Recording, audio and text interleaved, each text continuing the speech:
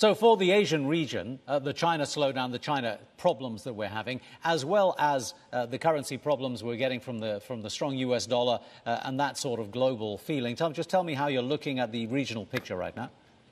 Right, it's important actually in Asia to pay attention to the cross rates on exchange rates as well. I was in Malaysia yesterday and a lot of people were talking about how low the ringgit is against the US dollar, and it is, but it's actually up against the euro and up against the yen. And so given that for really India is the only major Asian economy for which the US is the largest trading partner.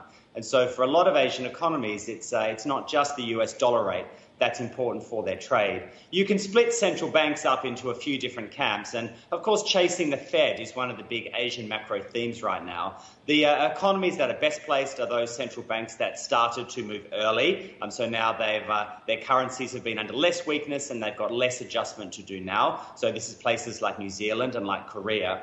The two big central banks that have got the biggest catch-up to do are Australia and India. They were slow to move, sort of thought they could continue to enjoy the benefits of zero interest rates and the growth kick from that and be resilient to the inflation. That's turned out not to be the case. Some commodity exporters like Indonesia and Malaysia that we usually think of as being at risk in times when capital is flowing back to the US are buffeted this time because they've got a kind of a cushion of these high commodity prices.